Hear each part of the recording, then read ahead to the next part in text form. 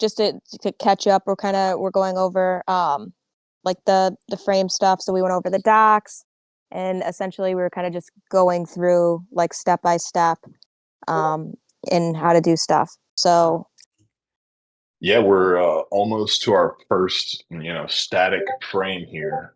So once you have your GitHub repo hooked up and you pushed your code, that's everything we just did. You should have a README from the TS starter stuff and all that. And you put So if all it the looks, links in the chat, and I love you. Thank you. Are we recording this? I think so. And thank you, Big Spite. Also. So yeah, basically where we're at right now is we've written. It's a good place to recap. I'm sorry, I'm not over here right now. Over here. So what we've done here is we followed the Farcaster docs and set up our own little server as far as being able to render the most basic, incredibly static frame that you'll probably ever see on Warpcaster. But this is just sending some information over the wire uh, with the specified tags that are in the frame specification, and we're just using these top two right here because we're not going to put buttons on here just yet. We can look at doing that here in a sec. But yeah, we just at least want to be able to get something in a frame at this point.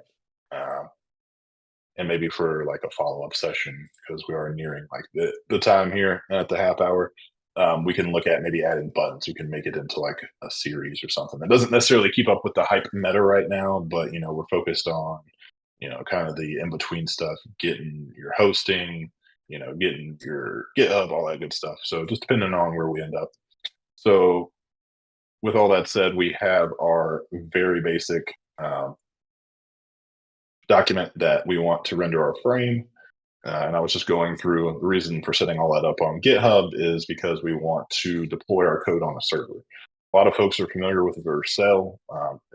It'll take a little bit of additional config, and we can look at that maybe a bit later. It takes a little bit of additional config to get an API up and running. You just have to have stuff in a specific folder, I think. I don't remember exactly how it's supposed to be structured.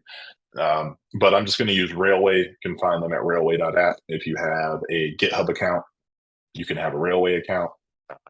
Just gone through the new project flow here. And the reason, that I set up the GitHub repo was to be able to do this. And what do we call it? Frame workshop, boom. And then we just hit deploy now. And Railway is awesome. This should be up in like 2 minutes or so. But yeah, this will, and then we should, as long as I understand correctly, all we should have to do is take this link that Railway is going to give us, because it's going to, another reason, I pay them, but they don't pay me anything, just to be clear. But the reason why they're good is they're kind of all in one. They'll give you a URL. You don't have to have your own domain. The free tier is reasonably generous. Yeah, just stuff like that. So if you're interested in pretty off the shelf server solution that you can just hook up to your GitHub repo, this is the one. Oh wow, since we're active already.